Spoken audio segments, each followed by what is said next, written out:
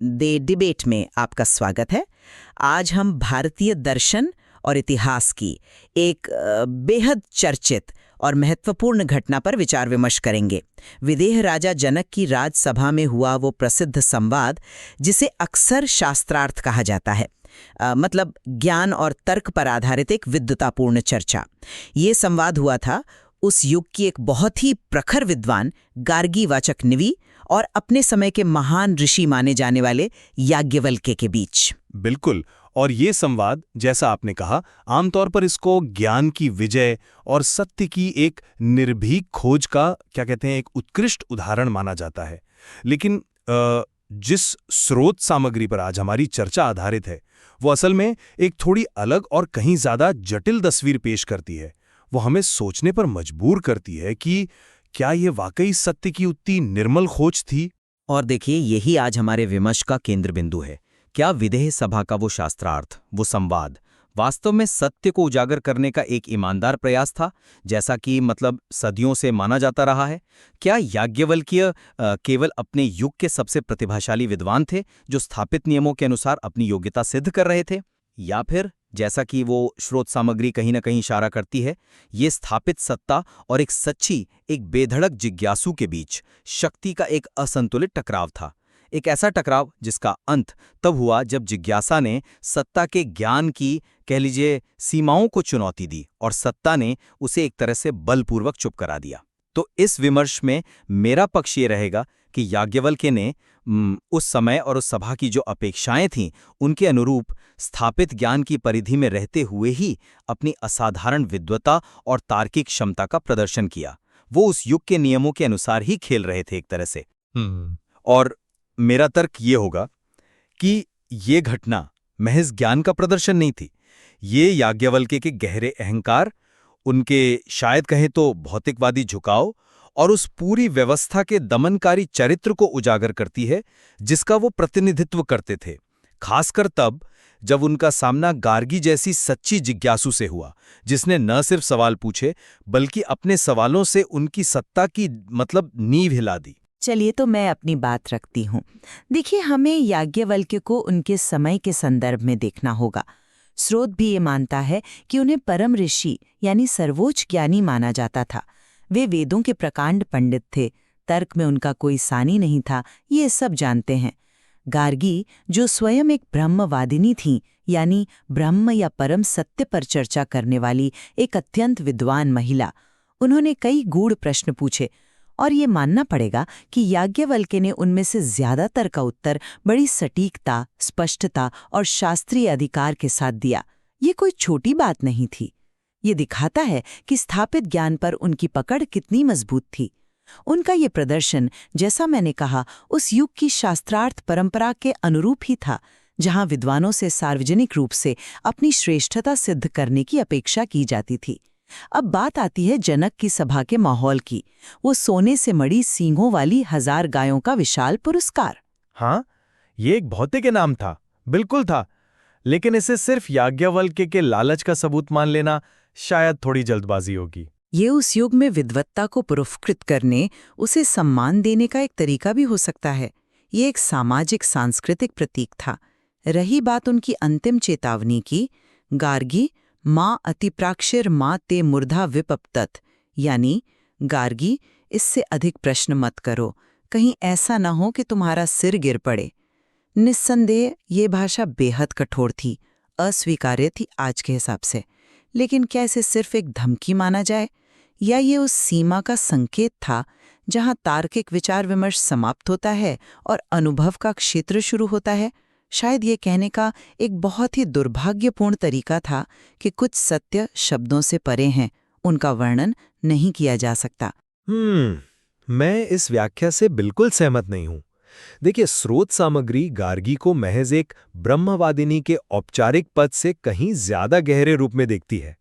वो एक सच्ची, एक मौलिक जिज्ञासु थीं, जिनकी प्यास सिर्फ शास्त्रों को दोहराने या तार्किक बहस जीतने से नहीं बुझ सकती थी। वो ज्ञान के प्रदर्शन से आगे जाकर सत्य का अनुभव करना चाहती थी। और उस सभा का संदर्भ, उसे आप विद्वत्ता का सम्मान कह रही हैं, लेकिन स्रोत उसे खजाने की दौड़ के रूप में चित्रित करता है। सोने की सींगों वाली 1000 गायें, ये ज्ञान यज्ञ का माहौल तो नहीं लगता, ये एक टूर्नामेंट का माहौल था। और याज्ञवल्क्य का पहला कदम क्या था? शास्त्रार्थ शुरू होने से पहले ही जब जनक ने विद्वानों को चुनौती दी, याज्ञवल्क्य ने तुरंत अपने शिष्य सामश्रवा से कहा, हे प्रिय सामश्रवा, इन गायों को हमारे घर हाँक ले चलो। ये आत्मविश्वास नहीं, ये अहंकार और भौतिक लाभ के प्रति उनकी तीव्र इच्छा को दर्शाता है। उन्होंने मान लिया कि वे ही सर्वश्रेष्ठ हैं, बाकी सब बस औपचारिकता है। फिर गार्गी की प्रश्न श्रृंखला को देखें, जिसे स्रोत ओतप्रोत यानी किसमें बुना हुआ है के रूप में समझाता है। ये कोई साधारण सवाल जवाब नहीं था, ये सृष्टि और वास्तविकता की परतों को एक एक कर उधेड़ने की एक अद्भुत तार्किक प्रक्रिया थी। पानी किस पर आधारित है? वायु पर। वायु किस पर? अंतरिक्ष पर। और ऐसे ही वो आगे बढ़ती गईं। स्रोत बताता है कि याज्ञवल्क्य तब तक बहुत सहज थे जब तक सवाल ज्ञात स्थापित ज्ञान के दायरे में थे। वो अपने रटे रटाए उत्तर दे रहे थे, अपनी विद्वत्ता का प्रदर्शन कर रहे थे, सत्य को प्रकट नहीं कर रहे थे। लेकिन फिर गार्गी ने वो मौलिक प्रश्न पूछा जिसने उनकी पोल खोल दी। ये जो अविनाशी ब्रह्म है, जो सबका आधार है, वो स्वयं किस पर टिका है? कस्मिन्नु खल्वक्षरमोतम च प्रोतम चेति। इस प्रश्न ने याज्ञवल्क्य के ज्ञान की सीमा उजागर कर दी। उनके पास कोई उत्तर नहीं था। और तब आई उनकी वो धमकी, सिर गिर जाएगा। ये तर्क की हार थी और अपनी हार को, अपनी अज्ञानता को छुपाने के लिए सत्ता का नग्न प्रदर्शन था। स्रोत इसे बौद्धिक आतंकवाद कहता है, यानी अपनी बौद्धिक सत्ता का भय दिखाकर, हिंसा की धमकी देकर प्रश्न पूछने वाले को चुप कराने का प्रयास। ये दिखाता है कि याज्ञवल्क्य उस त्रुटिपूर्ण, दमनकारी और पाखंडी व्यवस्था के न सिर्फ उत्पाद थे, बल्कि सबसे मजबूत स्तंभ और रक्षक भी थे। आपने सभा के प्रसंग और याज्ञवल्क्य की प्रेरणा पर बहुत जोर दिया, खासकर उनके गायों पर पहले ही दावा करने पर। मैं मानती हूँ कि ये कृत्य आज के नज़रिए से अहंकारपूर्ण लग सकता है, बिल्कुल, लेकिन जैसा मैंने कहा, उस युग की परंपराओं को ध्यान में रखना जरूरी है। क्या ये संभव नहीं कि उनका ये आत्मविश्वास उनकी निर्विवाद विद्वत्ता से उपजा हो? वो जानते थे कि उस सभा में उनसे बड़ा ज्ञानी कोई नहीं है और उन्होंने इसे व्यक्त किया। हो सकता है ये प्रदर्शन का ही एक हिस्सा हो, उस शास्त्रार्थ की शुरुआत का एक नाटकीय ढंग।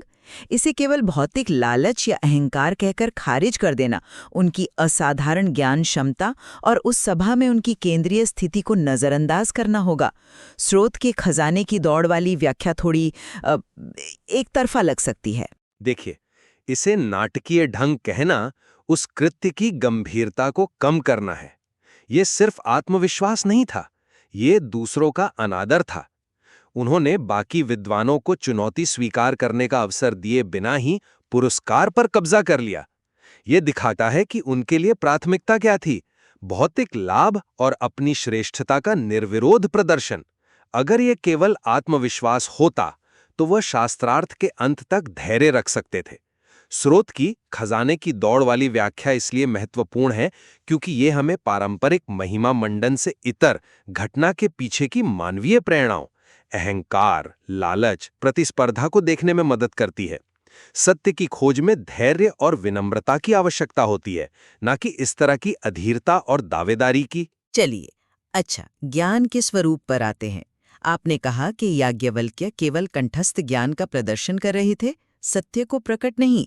लेकिन हमें ये नहीं भूलना चाहिए कि गार्गी के जटिल प्रश्नों की जो श्रृंखला थी, जो सृष्टि के विभिन्न स्तरों से संबंधित थी, उनका उत्तर याज्ञवल्क्य ने अत्यंत सटीकता और तार्किक सुसंगतता के साथ दिया।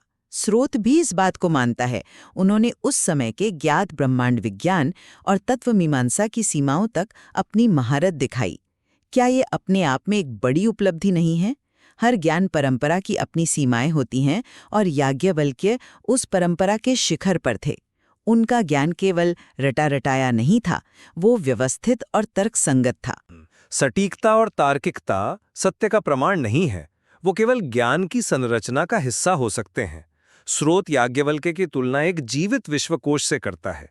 वो तथ्यों को जानते थे, सिद्धांतों को जानते थे, लेकिन क्या वो सत्य को जी रहे थे जिसका वो वर्णन कर रहे थे? गार्गी की खोज तथ्यों से परे थी। वो उस परम आधार को जानना चाहती थी जिस पर सब कुछ टिका है। उनकी ओतप्रोत श्रृंखला सिर्फ ब्रह्मांड का नक्शा नहीं खींच रही थी, वो उस नक्शे के आधार को ही प्रश्न कर रही थी।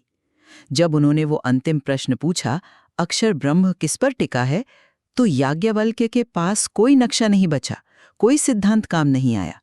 उनका ज्ञान जहां समाप्त हुआ, गार्गी की जिज्ञासा वहीं से शुरू हो रही थी। ये टकराव यही दिखाता है कि स्थापित परिभाषित ज्ञान अक्सर उस असीम सत्य की खोज के सामने कितना अपर्याप्त साबित हो सकता है।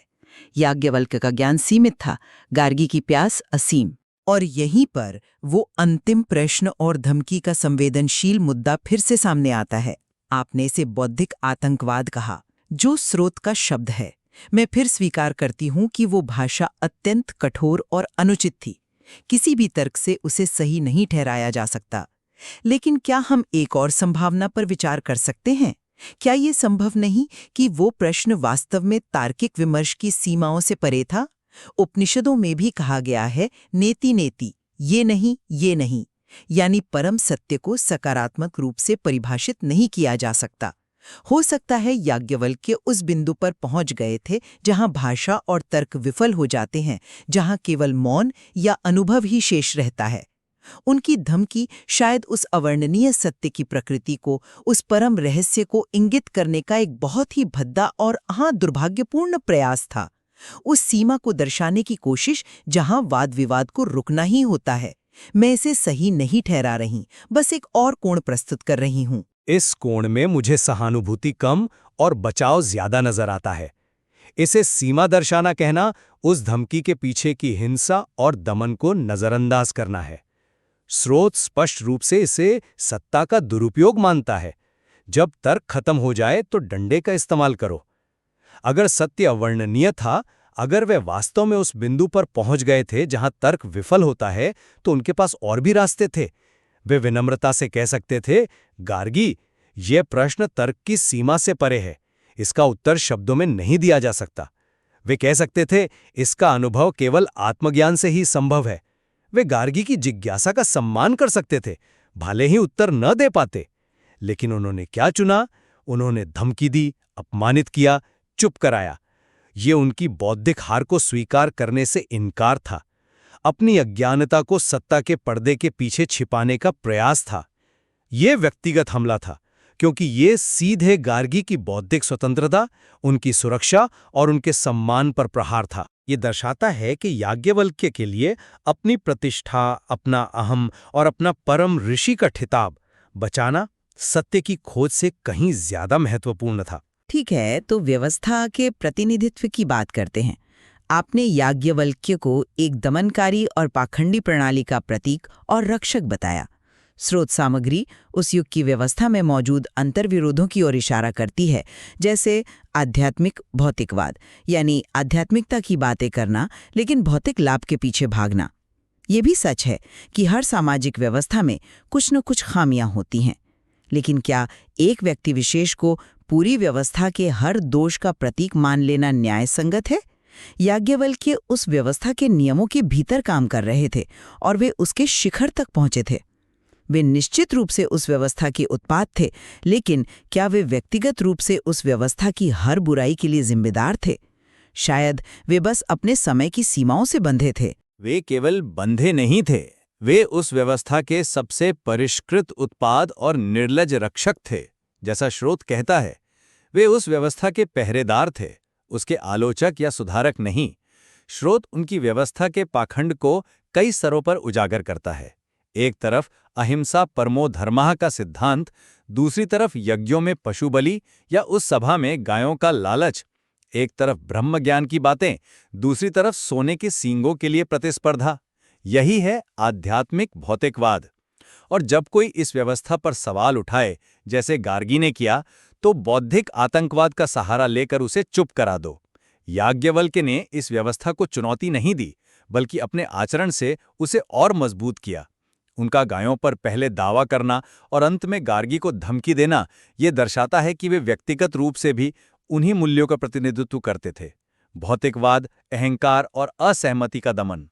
वे सिर्फ नियमों का पालन नहीं कर रहे थे, वे उन नियमों का इस्तेमाल अपनी सत्ता को बनाए रखने और अपनी छवि को चमकाने के लिए कर रहे थे। इसलिए उन्हें केवल व्यवस्था का उत्पाद मानना, उनकी व्यक्तिगत भूमिका और जिम्मेदारी को कम आंकना होगा। अंततः इस सब के बाद विरासत और विजय का प्रश्न आता है।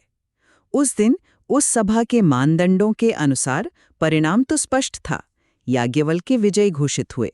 उन्होंने शास्त्रार्थ जीता, वो 1000 गायें जीती और सर्वश्रेष्ठ ब्रह्मज्ञानी ऋषि की उपाधि प्राप्त की। उन्हें उस समय के समाज ने, राजा जनक ने और अन्य विद्वानों ने भले ही शायद मन मारकर सफल माना। उनकी विद्वत्ता, उनकी तार्किक क्षमता, शास्त्रों पर उनका अधिकार, इन सब को मान्यता मिली। उनकी रचनाएं जैसे बृहदारण्यक उपनिषद का बड़ा हिस्सा आज भी भारतीय दर्शन की अमूल्य निधि मानी जाती हैं। हाँ, उन्होंने वो सब जीता जो उस दिन की सभा में भौतिक रूप से दांव पर लगा था। धन, उपाधि, सामाजिक प्रतिष्ठा, उन्होंने मैच जीत लिया कह सकते हैं। लेकिन स्रोत हमें ये सोचने पर मजबूर करता है कि इतिहास का असली विजेता कौन है।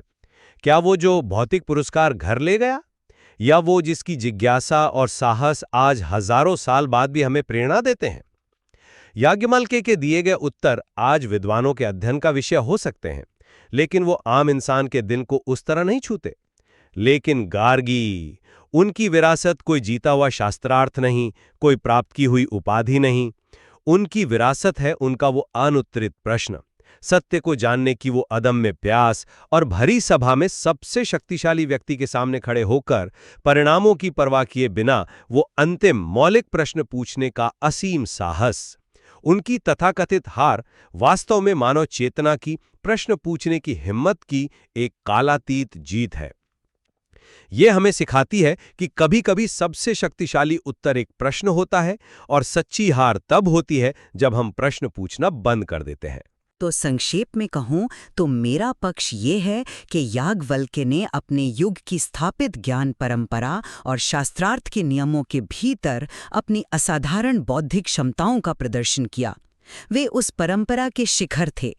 यद्यपि उनका अंतिम कार्य, वो धमकी, निश्चित रूप से कठोर और अस्वीकार्य था, लेकिन उसे उस समय के बौद्धिक विमर्श की सीमाओं या अवर्णनीय सत्य की प्रकृति को इंगित करने के एक बेहद त्रुटिपूर्ण प्रयास के रूप में भी समझने की कोशिश की जा सकती है।